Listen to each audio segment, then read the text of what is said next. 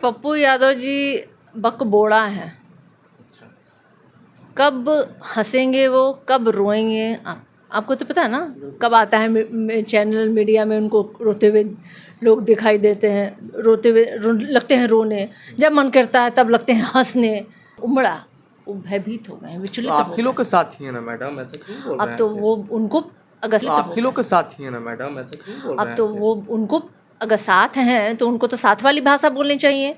आरक्षण विरोधी, संविधान विरोधियों की भाषा वो बोल रहे हैं। तो किसके साथ हैं? इसलिए तो मैंने कहा पहले तय कर ले।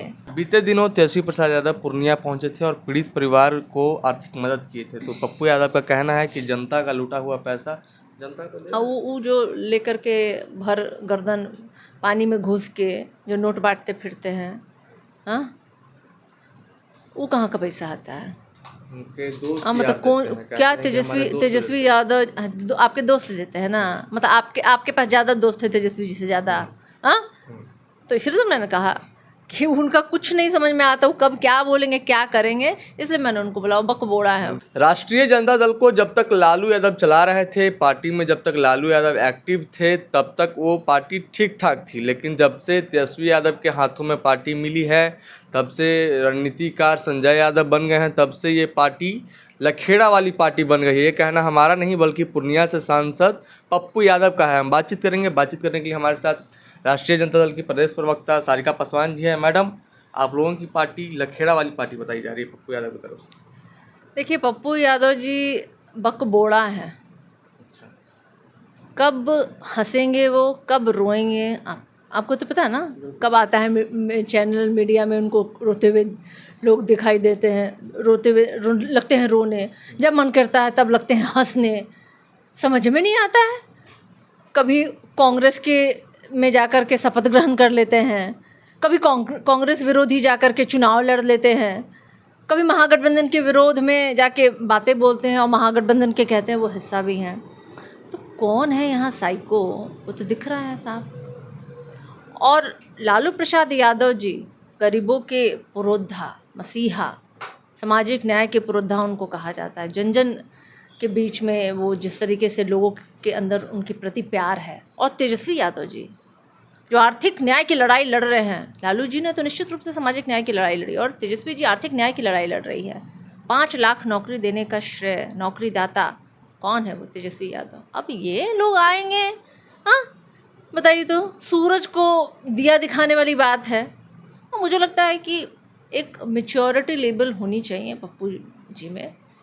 और अभी अनर्गल बयानों पे उनके कोई नहीं ध्यान देता है, किसी के पास फुर्सत नहीं है। वो तो व्याकुल हैं, वो देख रहे हैं पूर्णिया की जनता का प्यार, उत्साह, समर्थन तेजस्वी यादव जी के लिए जिस तरीके से उमड़ा, वो भयभीत हो गए हैं, विचलित हो आप ही लोग गए के साथ ही है ना मैडम, ऐसा क्यों बोल हैं। रहे अब तो हैं? वो उनको अगर साथ हैं तो उनको तो साथ वाली भाषा बोलनी चाहिए। आरक्षण विरोधी, संविधान विरोधियों की भाषा वो बोल रहे हैं। तो किसके साथ हैं? इसलिए तो मैंने कहा पहले तय कर ले कि वो है किसके साथ और किन के लिए बात है। महागठबंधन में जो भी घटक दलें हैं, उनके कार्यकर्ता हो, पदाधिकारी हो, नेता हो, सब एकजुट एक साथ देश के प्रति समर्पित एक विचारधारा के साथ एक छतरी के नीचे खड़े हैं सब।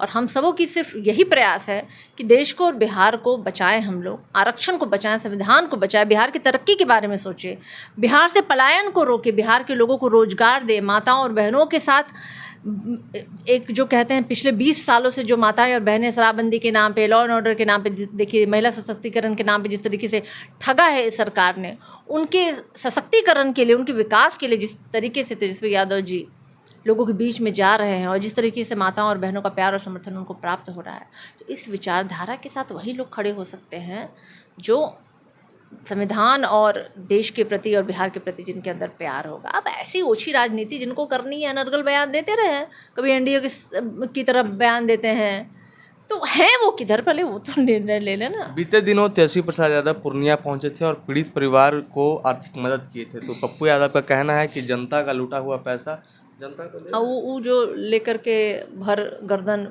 पानी में घुस के जो नोट बांटते फिरते हैं, हाँ, वो कहाँ का पैसा आता है? उनके दोस्त हाँ, मतलब याद कौन देते हैं, कहते क्या हैं कि हमारे दोस्त तेजस्वी देते यादव आपके दोस्त देते हैं ना। मतलब आपके पास ज़्यादा दोस्त है तेजस्वी जी से ज़्यादा। हाँ, तो इसलिए तो मैंने कहा कि उनका कुछ नहीं समझ में आता, वो कब क्या बोलेंगे क्या करेंगे, इसलिए मैंने उनको बोला वो बकबोड़ा है। उनकी बहन करोड़पति है, अरे अरबपति भाई है, उनकी बहन किनकी देती बहन, है। तो भाई आपकी बहन करोड़पति अरबपति है तो आप जा करके भर गर्दन घूस करके, और पूरे बिहार की जनता, बिहार की पूरी बहनें जो हैं वो तेजस्वी यादव जी की बहनें हैं, बिहार के सारे भाई युवा जो हैं वो तेजस्वी जी के भाई हैं, तो आप अब कोई प्रति करेगा भाई, बराबरी करेगा तेजस्वी यादव जी में। महागठबंधन का सीएम फेस भी नहीं मानते हैं। पप्पू यादव कह रहे हैं कि अगर नीतीश कुमार के बाद कोई अति पिछड़ा का बेटा मुख्यमंत्री बनता है, मतलब राजेश राम मुख्यमंत्री बनते हैं, कांग्रेस के जो अध्यक्ष हैं, प्रदेश अध्यक्ष, वो मुख्यमंत्री बनते हैं, तो किसी को आपत्ति नहीं होनी चाहिए इससे। तेजस्वी यादव अब क्यों? वो देखिए वो का बोलते हैं, उनकी बातों पे हम लोग ध्यान नहीं देते हैं।